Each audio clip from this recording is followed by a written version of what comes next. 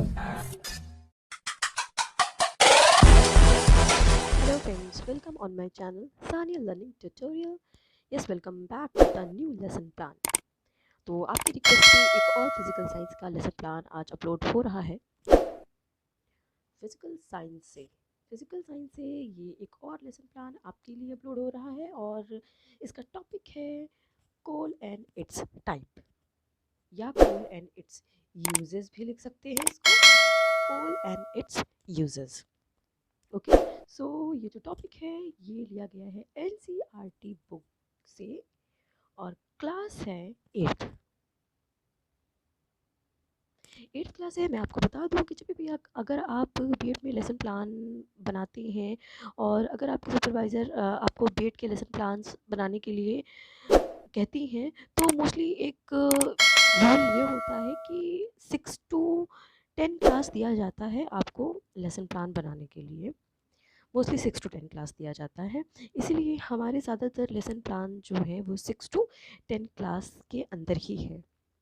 Okay, यहाँ पर सबसे पहले आपको एंट्रीज़ करनी होती है और मैंने अपने हर एक लेसन प्लान में आपको बताया हुआ है कि आपको एंट्रीज़ कैसे करनी है।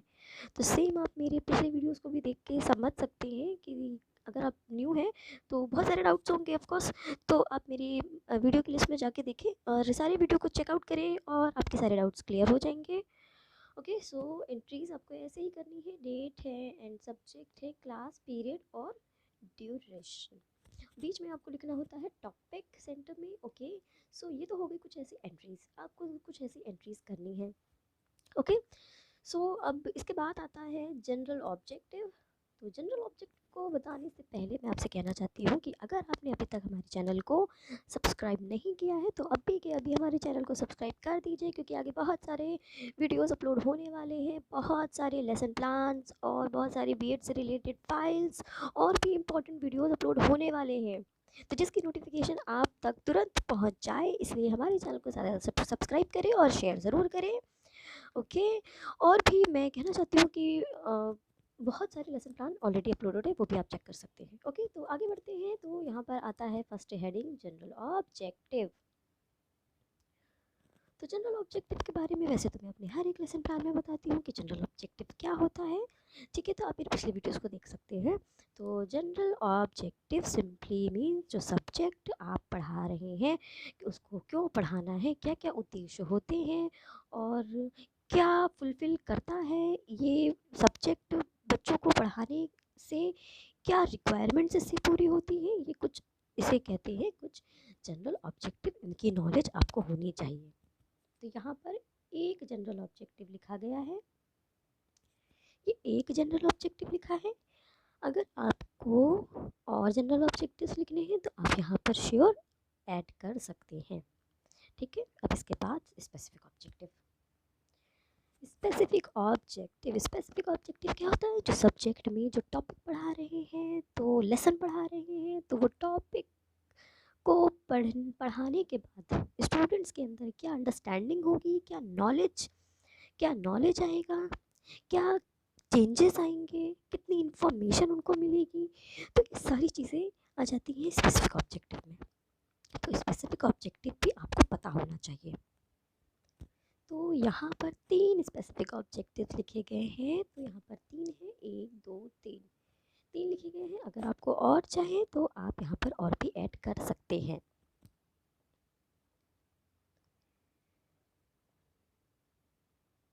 फिर आता है टीचिंग एड। टीचिंग एड में roller board,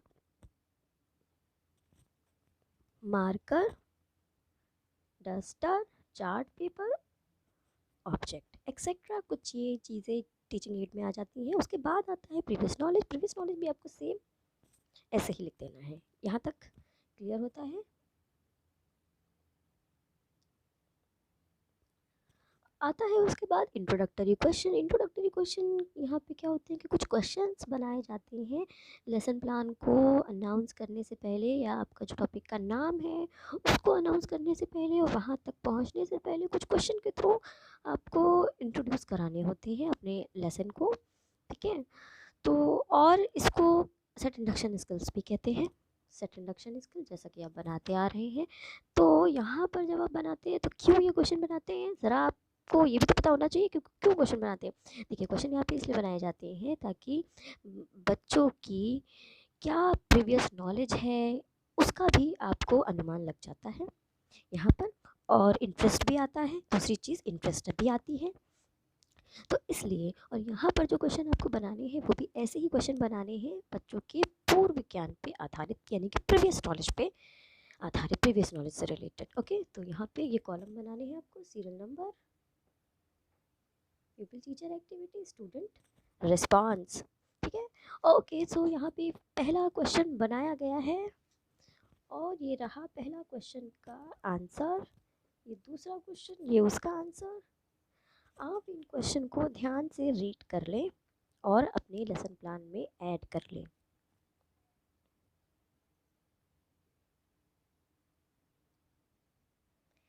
third question and ये इसका आंसर, और ये फोर्थ क्वेश्चन यहाँ पर प्रॉब्लमेटिक क्वेश्चन है ये, क्योंकि लास्ट वाला क्वेश्चन प्रॉब्लमेटिक होना चाहिए। अगर आप 4 बना रहे हैं तो फोर्थ ये प्रॉब्लमेटिक होना चाहिए, अगर 5 बना रहे हैं तो फिफ्थ वाला प्रॉब्लमेटिक होगा, यानी कि कोई भी लास्ट क्वेश्चन प्रॉब्लमेटिक होगा। और 3 से 4, 4 से 5 ऐसे भी आप बना सकते हैं। तो रीड कर लें इन क्वेश्चंस को। ये हो गए इंट्रोडक्टरी पार्ट। ओके, सो यहाँ पे ये इंट्रोडक्शन का क्वेश्चन तो कंप्लीट होता है। आगे बढ़ते हैं। इसके बाद आपको दे देना है statement of aim. Statement of aim यहाँ पे टॉपिक का आपने अनाउंस कर दिया है। ओके, सो आप आगे बढ़ते हैं।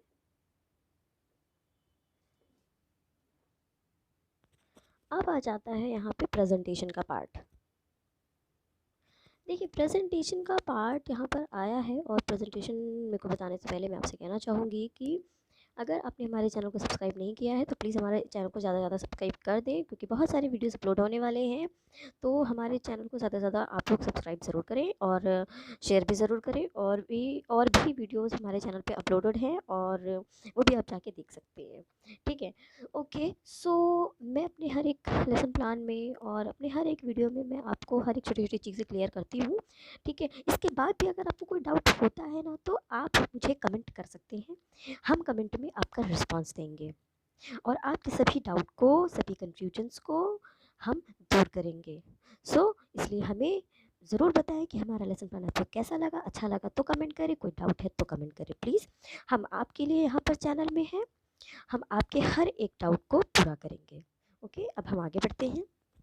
Serial number, teaching point, people teacher activity, student response, black board work. ठीक है, तो ये हो गया है फर्स्ट पॉइंट। फर्स्ट पॉइंट यहाँ पे ये हो गया है, कोल के बारे में बता दिया है। फर्स्ट पॉइंट हमारा कोल है। ठीक है, प्रेजेंटेशन में फर्स्ट पॉइंट हमारा कोल है।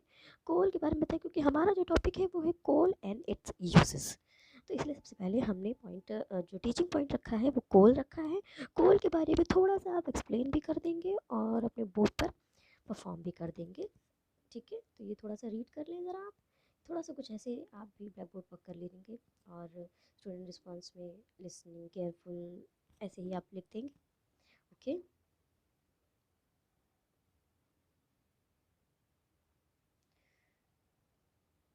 तो ये एक्सप्लेनेशन को आप ध्यान से रीड करते हुए चलें और अपनी कॉपी में नोट करते हुए चलें। कुछ इसी तरह से आपको एक्सप्लेन करना है क्लासरूम में भी।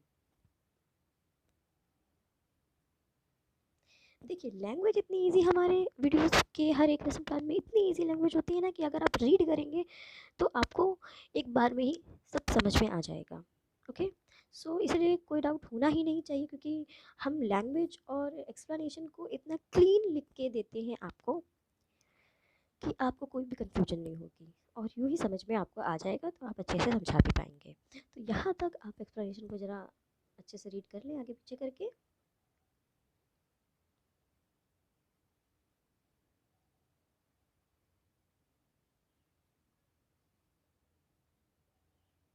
सारा आप ध्यान से रीड करते हुए चलेंगे कि एक भी पॉइंट आपसे छूटे ना। ठीक है, तो कुछ इस तरह से आपको ये भी कर देना है।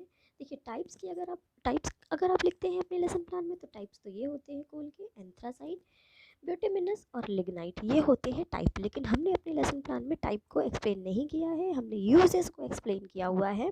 ठीक है, तो अगर आपको टाइप्स लिखने हैं तो आप यूजेस हटा के इनके टाइप्स को heading point by point heading डाल के इनके अंदर भी एक्सप्लेनेशन लिख सकते हैं। क्लियर? तो लेकिन हमने अपने प्लान में यूजेस लिखा है तो आप यूजेस को भी देख लें। तो मैंने इसलिए एक्सप्लेन कर दिया है आपको यहाँ पे कि आपके पास दो तरीके हैं लेसन प्लान बनाने के। मैंने दोनों अच्छे से एक्सप्लेन कर दिया, आपको जो अच्छा लगे आप वैसे बनाए लेसन प्लान। ओके,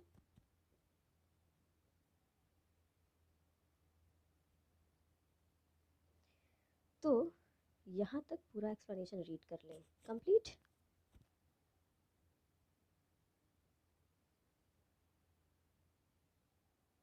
अच्छा, दूसरी बात और, अगर आपसे कोई पॉइंट छूट रहा है या फिर अगर ज़्यादा वीडियो बढ़ता चला जा रहा है तो आप वीडियो को पॉज करके, बैक करके, फॉरवर्ड करके भी आप पॉइंट्स को देख सकते हैं, पढ़ सकते हैं। ठीक है, तो यहाँ सेकंड टीचिंग पॉइंट आ गया है यूजेस ऑफ कोल। मैंने बोला था कि यूजेस ऑफ कोल हमने सेकंड टीचिंग पॉइंट रखा हुआ है। यहीं पर अगर आपको यूजेस नहीं लिखना है तो यहाँ पे लिख सकते हैं टाइप्स ऑफ कोल। तो फिर एंथ्रासाइट, बिटुमेन, जो मैंने अभी 3 पॉइंट्स आपको बताए हैं उनको आप हेडिंग वाइज उनके अंदर एक्सप्लेनेशन डाल के आप ये सेकंड टीचिंग पॉइंट भी बना सकते हैं। ठीक है, तो यहाँ पर second teaching point uses of coal है, तो यहाँ पर आप कोल देख लें। आपको जो ज़्यादा बेटर लगे आप वैसे अपना लेसन प्लान रेडी कर सकते हैं। क्लियर? ओके, तो यहाँ पर है uses of coal in industries. तो कोल का क्या यूजेस होता है इंडस्ट्रीज़ में, यहाँ पर इसके बारे में बताया गया है, लिखा गया है। इसे रीड कर ले कि कोल के जो प्रोसेसेस होती हैं इंडस्ट्रीज़ में वो कुछ यूज़फुल प्रोडक्ट्स बनाने के लिए होती हैं, जैसे कोक बनाते हैं, कोल तार बनाते हैं, कोल गैस बनाते हैं। तो यहाँ पे 3 हमने इंडस्ट्रियल यूजेस बताए हुए हैं, कोल, कोल तार, कोल गैस। तो हम इन 3 को एक्सप्लेन करेंगे सेकेंड टीचिंग पॉइंट में, यूजेस में। देखिए, फर्स्ट है कोक। कोक के बारे में थोड़ा सा आप एक्सप्लेन कर देंगे, जैसे अपने क्लासरूम में आपने पॉइंट डाला, हेडिंग डाला, थोड़ा सा आपने यहाँ पे एक्सप्लेन कर दिया कि कोक का क्या यूजेस है, कोक क्या है, ये टफ है, पोरस है और ये पैक सब्सटेंस है। और दूसरी बात मैं यहाँ पे बता दूँ कि जब आप इस पॉइंट को यहाँ पे एक्सप्लेन क्लासरूम में एक्सप्लेन कर रहे हो तो जस्ट इसके सामने आप कोई प्रिंट या कोई चित्र, इमेज यहाँ पे सामने बोर्ड पे रख के दिखा भी सकते हैं। जैसे यहाँ पे एग्जांपल है स्टील कोक का, तो कोई भी एग्जांपल लेके दिखा सकते हैं, या कोक कैसा दिखता है इसका कैसे भी इमेज आप साथ में रख के दिखा सकते हैं। ठीक है, तो ज़्यादा अच्छे से एक्सप्लेन हो जाएगा। ठीक है, तो यहाँ तक आप रीड कर लें। ओके, हम आगे बढ़ते हैं।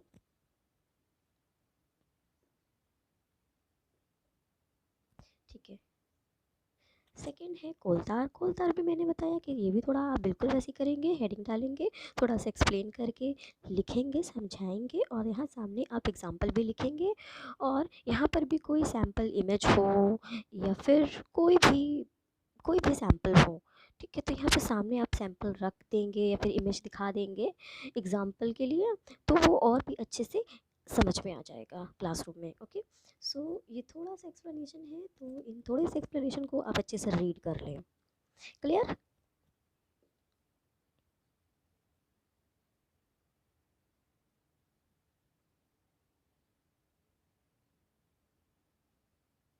ये है थर्ड वाला, कोल गैस। कोल गैस के बारे में भी आप ऐसे ही एक्सप्लेन कर देंगे और ये रहा उसका एग्जाम्पल, तो एग्जाम्पल भी आप बता देंगे एक्सप्लेन करने के बाद। ओके, सो ये हो गए 3 यूजेस और यहाँ पे कंप्लीट होता है आपका प्रेजेंटेशन का पार्ट। ओके, आई होप आप ये एक्सप्लेनेशन आपको बहुत अच्छा लगा होगा, इजी लगा होगा। मैंने बताया इतनी इजी है कि आपको कोई कन्फ्यूजन होगा ही नहीं। ठीक है, अब हम आगे बढ़ते हैं। इसके बाद तो आपको पता ही है रिकैप क्वेश्चन आते हैं, तो यहाँ पे 3 रिकैप क्वेश्चन है, इन्हें ज़रा आप नोट डाउन कर लें। बहुत ही इजी है रिकैप क्वेश्चन, पूछ लेना है आपको, कॉपी में लिख देना है। इसके बाद आता है black board work. Black board work बहुत सिंपल है, जैसे ब्लैक बोर्ड पर वर्क करते हैं सेम आपको वैसे ही लिख देना है। यहाँ पे वाइट चार्ट यूज़ किया गया है, आप चाहे तो ग्रीन ब्लैक चार्ट यूज़ कर ले तो और अच्छा दिखेगा आपका प्लान। ठीक है, सो ये हो गया ब्लैक बोर्ड वर्क।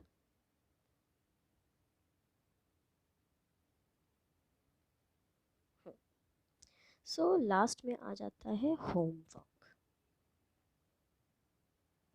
होमवर्क आ जाता है, होमवर्क ऐसे बनाना है कि जितना भी आपने क्लासरूम में उतना पढ़ाया है तो उसी में से आप एक लॉन्ग क्वेश्चन बस दे देंगे, हो जाएगा होमवर्क। ठीक है, यस, थोड़ा-सा मैं दिखाना चाहूँगी आपको कि जो मैंने बोला था एग्ज़ाम्पल के लिए आप यूज़ करेंगे 3 इंडस्ट्री में क्या यूज़ेस हैं कोल के। तो ये पहला कोक था और पहला ये क्या था, कोक था, ये सॉलिड स्टेट में था और ये कोल था, ये लिक्विड स्टेट में है और ये है कोल गैस, ये है गैसियस स्टेट में।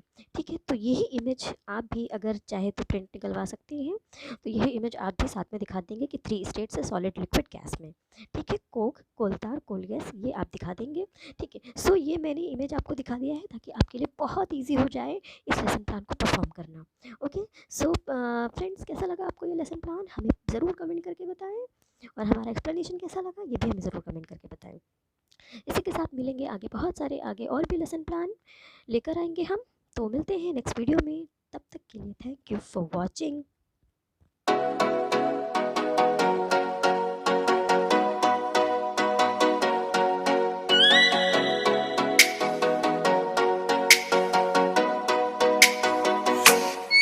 Oh, let me up with a bright smile on now. Put me in the dark, don't won't get lost.